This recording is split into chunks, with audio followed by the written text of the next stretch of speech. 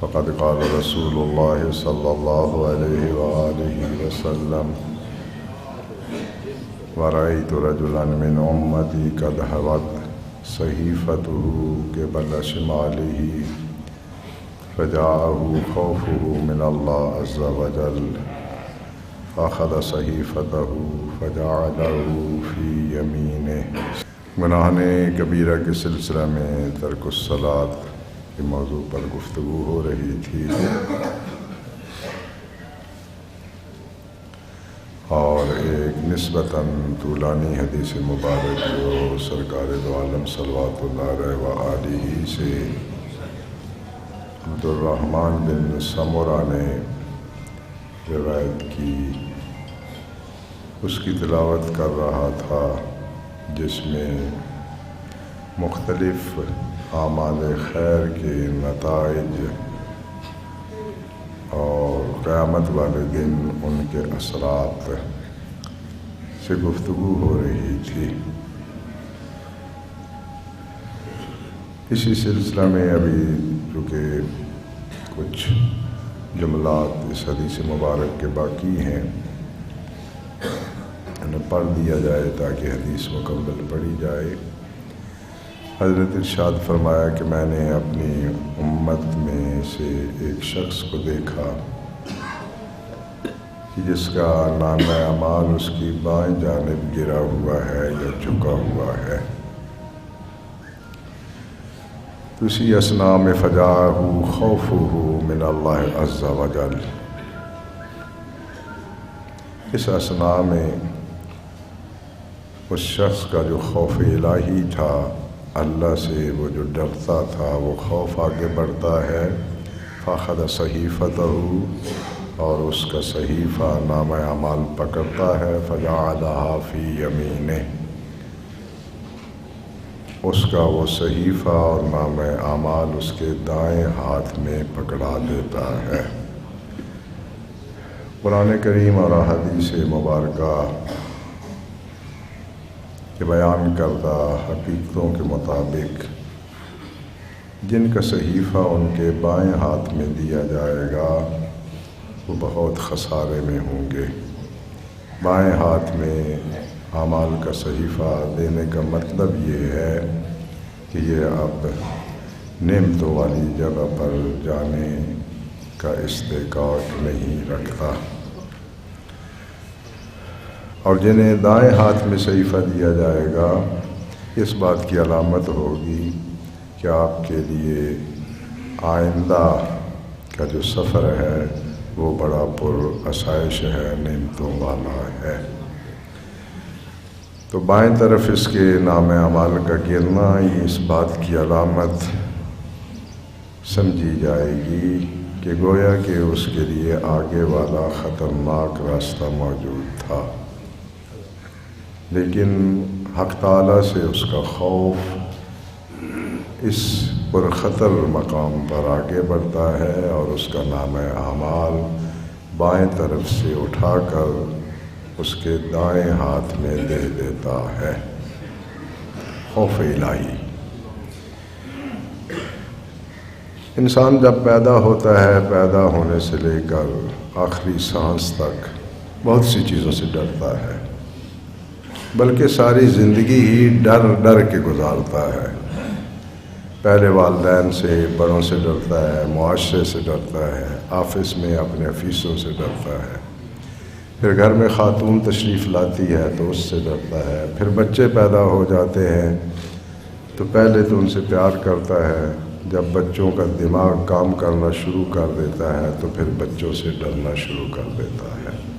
یہ حقیقت ہے، کوئی اس کا انکار نہیں کر سکتا۔ یعنی ہم پوری زندگی ڈرتے ڈرتے گزار دیتے ہیں، اور ان میں سے بہت سے خوف اور ڈر ہماری ترقی میں بھی مؤثر ہوتے ہیں، ہمیں آگے بھی بڑھاتے ہیں۔ جس شخص کو ناکامی کا خوف ہوتا ہے وہ محنت کرتا ہے، جسے غربت کا خوف ہوتا ہے وہ دولت کماتا ہے، جسے بیماری کا خوف ہوتا ہے وہ اپنی صحت کا خیال رکھتا ہے، بہت سے خوف ہمیں آگے بڑھانے میں ایک مؤثر کردار ادا کرتے ہیں، لیکن ہماری زندگی میں آپ ناراض ہوں، راضی ہوں، خوش ہوں، غصے میں آئیں، خوف الہی کا عنصر بہت کمزور ہے۔ سالہ سال کی ہم زندگی گزارتے ہیں، شاید اس میں چند لمحات ایسے آئے ہوں کہ جہاں پر ہمیں خوف الہی کا احساس ہوا ہو۔ حالانکہ بے نیاز خالق مالک کی توحید کا قائل شخص، اس کی زندگی کا کوئی لمحہ بھی خوف الہی سے خالی نہیں ہونا چاہیے۔ یہ اللہ کو ہم حاضر ناظر مانتے ہیں نا، ہمارا عقیدہ ہے کہ کوئی چیز اس سے پوشیدہ نہیں ہے، دلوں کے رازوں کو جانتا ہے، خیالات جس کا اظہار کیے بغیر دوسرا کوئی اس سے اطلاع پیدا نہیں کر سکتا، بے نیاز خالق مالک ان خیالات کا بھی علم رکھتا ہے۔ تو بڑی آسان سی لاجک ہے، کوئی شخص بھی اپنے ماں باپ کے سامنے ننگا دھڑنگا تینوں کپڑے اتارے گا؟ نہیں اتارے گا، اس لیے کہ وہ دیکھ رہے ہیں۔ تو پھر جب ہم یہ عقیدہ رکھتے ہیں کہ اللہ ہمیں ہر وقت دیکھ رہا ہے، کس طرح ہم اس کے باعث غضب اور اس کی طرف سے باعث مواخذہ بننے والے کاموں کا دھڑلے سے ارتکاب کر دیتے ہیں۔ کسی بھی چوک پہ اشارے پہ اگر کیمرہ آن ہو تو وہ جو قانون کو اپنے لیے، قانون کو ماننا اپنے لیے بےعزتی سمجھتے ہیں، کمزوری سمجھتے ہیں، وہ بھی بریک لگا لیتے ہیں کیونکہ کیمرہ آن ہے۔ وہ پیچھے، اب مجھے تو چونکہ انگلش آتی نہیں ہے، ایسی اصطلاحیں، وہ کچھ مہینے شاید ایسا رہا ہے کہ وہ کیمرے ہوتے تھے، اس میں خود بخود چلان ہوتا تھا، گھر چلان آ جاتا تھا، اور جسے کوئی اعتراض ہوتا تھا کہ یہ میرا چالان جائز نہیں ہے، جاتا تھا آفس میں، اسے وہ تصویر دکھاتے تھے کہ جناب آپ نے یہ غلطی کی ہے۔ تو اگر ہم عقیدہ رکھتے ہیں، اور یہ عقیدہ ہونا چاہیے، اس عقیدے کے بغیر انسان کا ایمان کامل نہیں ہوتا کہ بے نیاز خالق مالک، اس سے ہم چھپ نہیں سکتے۔ وہ جی جو حضرت سید الساجدین صلوات اللہ علیہ نے ایک شخص کے جواب میں فرمایا تھا، اس شخص نے حضرت کی خدمت میں عرض کی کہ مولا میں گناہ کرنا چاہتا ہوں۔ ہم نے فرمایا بالکل گناہ کریں، کون آپ کو روکتا ہے، لیکن اگر گناہ کرنے کا ارادہ ہے تو پھر ان چیزوں کا خیال رکھنا۔ اس نے کہا کہ فرمایا کہ اگر گناہ کرنا چاہتے ہیں تو اللہ کی حکومت اور اقتدار کے ایریے سے نکل جائے، کیونکہ یہاں تو کرو گے تو اس کا اقتدار ہے، وہ آگے پکڑ لے گا، نکل جائے۔ مولا یہ تو نہیں ہو سکتا۔ فرمایا پھر اللہ کا رزق نہ کھاؤ۔ جب وہ احسان کرتا ہے اس کا میں رزق کھاتا ہوں، نعمتیں اس کی ہیں، تو پھر تو وہ باز پرس کر سکتا ہے نا کہ میری نعمتوں کو کہاں خرچ کر رہے ہو۔ اچھا یہاں تھوڑا سا توقف کرتا ہوں، آپ کی توجہ دلانا چاہتا ہوں، ماشاءاللہ آپ مجھ سے زیادہ ان چیزوں کو سمجھتے ہیں، جانتے ہیں۔ کیا صرف یہ رزق، منصب، کار، گاڑی، گھر، اولاد، دولت یہی نعمتیں ہیں؟ قرآن تو کہتا ہے کہ اگر آپ اللہ کی نعمتیں شمار کرنا چاہیں آپ شمار ہی نہیں کر سکتے، تو یہ تو پھر ہم انگلیوں پہ بھی گن لیتے ہیں کہ اس کے پاس دولت ہے، اس کے پاس منصب ہے، اس کے پاس ملازمت ہے، ماشاءاللہ اولاد ہے، گھر ہے، بینک بیلنس ہے، یہ تو گنی گئی۔ اصلی جو ہماری غفلت ہے وہ یہ ہے کہ ہمیں اس کی قیمتی نعمتوں کا احساس تک نہیں ہوتا۔ کسی بھی انسان کے بدن کی صحیح کارکردگی اور اس کے بدن کے اعضاء کا سالم و صحت مند ہونا ایسی نعمتیں ہیں یہ جن کی کبھی قیمت لگائی ہی نہیں جا سکتی. یہ جو ہم آرام سے سو جاتے ہیں اور سمجھتے ہیں کہ آج دن بڑا برا گزرا ہے جناب، بڑی ٹینشن سے گزارا ہے. بھئی آپ کو یہ جو نیند آئی ہے، نیند والی نعمت کو جانتے ہو؟ جن کو نیند نہیں آتی ٹینشن کی وجہ سے، ان سے کبھی ملاقات کی ہے؟ انسان ہزار مصیبتوں میں اگر نیند آ جائے تو سب کچھ بھول گیا. جب نیند سے بیدار ہوگا، یہ تجدید قوا کرتی ہے بدن کی، تو سب طاقتیں بحال ہو جاتی ہیں. وہ جو نڈھال تھا، بیٹھ نہیں سکتا تھا، بولنے کی بھی ہمت نہیں تھی، کچھ دیر سو لے تو نیند اس کی ساری تھکاوٹیں اتار دیتی ہے. بھائی اس قسم کا اگر مسکن جو ہمارے سسٹم کو خراب نہ کرے، سسٹم کو دوبارہ طاقت دے، یہ دواؤں میں موجود نہیں ہے. ایک ایک یعنی اگر انسان ان کو شمار کرنا شروع کر دے، واقعاً انسان کے بس میں ہی نہیں ہے. اس لیے کہ جیسا کہ بعض انسانی ابطال پہ محققین نے لکھا ہے، اور ایک کتاب بھی ہے انسان موجود ناشناختہ، یہ بہت بڑے ڈاکٹر کی کتاب ہے. انسان ایسا موجود ہے جس کی پہچان نہیں ہو سکی. یہ معدود علم رکھنے والا، سمندر کے مقابلے میں ایک قطرہ علم رکھنے والا، بلکہ اس سے بھی کم انسان، یہ اکڑتا ہے اس قطرے پہ اور ایسی ایسی باتیں کرتا ہے کہ انسان جو ہے اس کے تلوں پیروں کے تلوے سے زمین سرکنے لگتی ہے.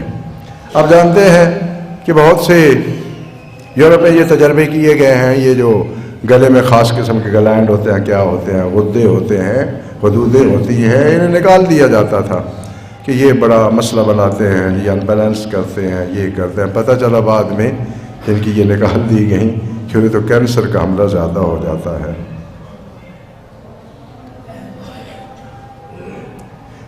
اس کے کارخانے میں کوئی چیز بیکار نہیں ہے.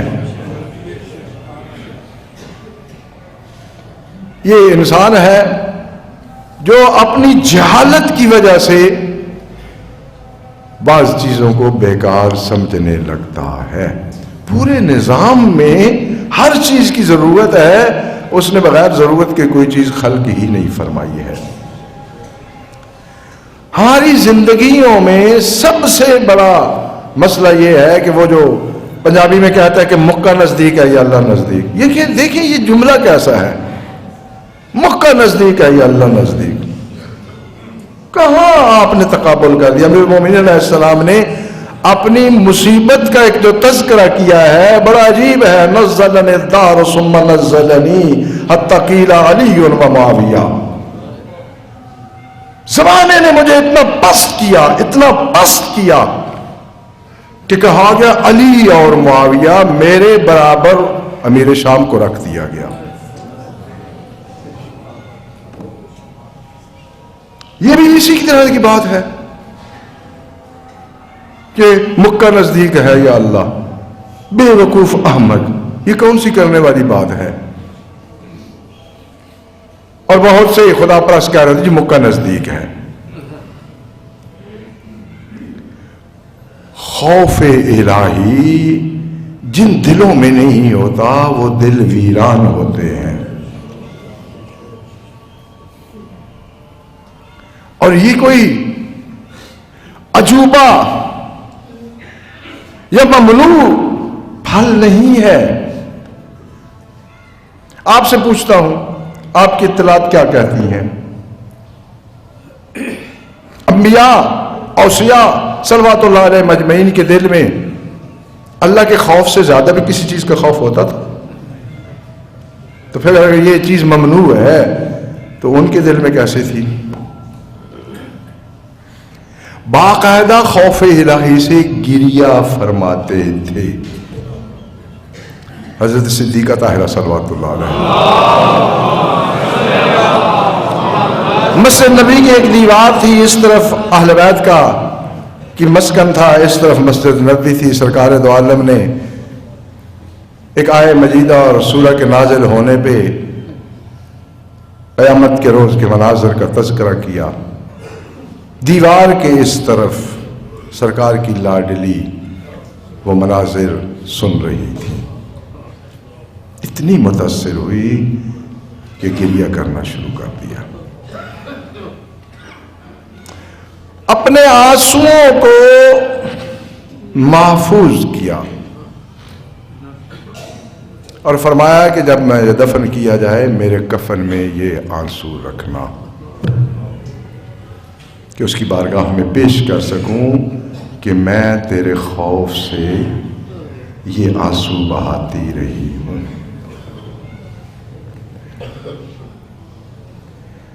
میں نے پہلے بھی ایک دفعہ شاید جملہ کہا تھا، ہم نے کبھی سوچا ہے کہ ہماری پوری زندگی میں کبھی ایک آنسو بھی خوف الہی سے نکلا ہو؟ اور دوسری چیز جو میں ہمیشہ کہتا ہوں اور تکلیف بھی ہوتی ہے، میرا 1 لاکھ کا 2 لاکھ کا 10 لاکھ کا نقصان ہو جائے، گریہ کرتا ہوں، روتا ہوں، آنسو بہاتا ہوں، کوئی بہن بھائی فوت ہو جائے، کوئی دوست فوت ہو جائے، آنسو بہاتا ہوں۔ کبھی اس پورے سال میں کوئی ایسا وقت آیا ہے کہ امام وقت کے فراق میں آنسو بہاؤں؟ کہ میں ان آنکھوں سے دنیا کی ہر چیز دیکھتا ہوں، صرف وہ نورانی چہرہ نہیں دیکھ سکتا جس کو دیکھنے کی حسرت رکھتا ہوں۔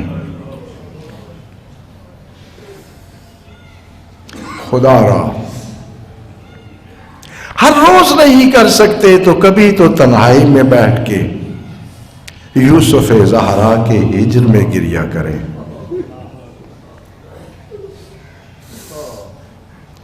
اہل بیت علیہ السلام پہ کیے جانے والے مظالم کا انتقام لینے والے کے فراق میں گریہ کریں۔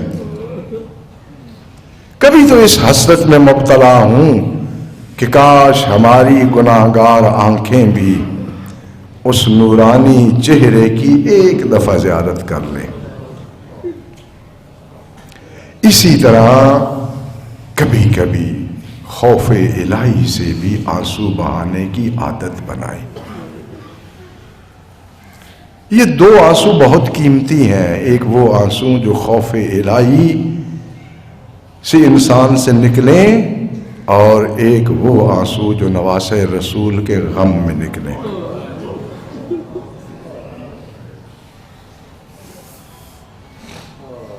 یہ 2 آنسو ہیں جن کی وجہ سے قیامت والے دن انسان شرمندگی سے بچ سکتا ہے، اور ان کی قیمت اور اثر قیامت کے دن کو ہی معلوم ہوگا۔ اس دن جس دن کسی کو سایہ میسر نہیں ہوگا، اس دن یہ 2 آنسو انسان کے لیے بہت بڑا ریلیف لائیں گے۔ لہذا دیکھیے، انسان جب سوچتا ہے نا تو پھر کس نتیجے پہ پہنچتا ہے؟ اپنے کو عادی بنائیں۔ بہت سے کام جب آپ نہیں کرتے، پنجابی ناک کے لیے، لوگوں کے ڈر کے لیے، فلاں کے لیے، فلاں کے لیے، ان سب کو آگ لگائیں، بھسم کریں۔ ایک ہی تصور لے آئیں کہ اللہ کے ڈر سے یہ کام نہیں کر رہا ہوں۔ کسی کے پیسے بچانا چاہتے ہیں اس لیے واپس کر رہا ہوں کہ مجھے اللہ کا ڈر ہے۔ کسی حق مارنا چاہتے ہیں اس لیے نہیں مارنا چاہتا کہ مجھے اللہ سے ڈر لگتا ہے۔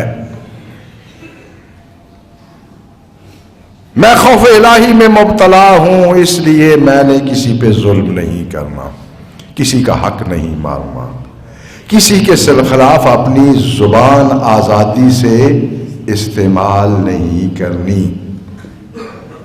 عادت بنائیں، اپنے آپ کو اس کا عادی بنائیں، اور اس کے قہر و غضب اور اقتدار کے مقابلہ میں زیرو کی بھی پوزیشن نہیں ہے کسی مخلوق کی. لہذا خوف الہی سے گریہ ضرور کریں، تنہائی میں کریں، راتوں میں کریں. ہر روز نہیں کر سکتے تو کبھی سال مہینے میں ایک دفعہ تو ضرور کر لیں، اس لیے کہ اس عظیم قیمتی گوہر کی ہمارے اس طولانی سفر میں بہت زیادہ ضرورت ہے اور بہت زیادہ قیمتی ہے. بارگاہ رب العزت میں مسررانہ دعا ہے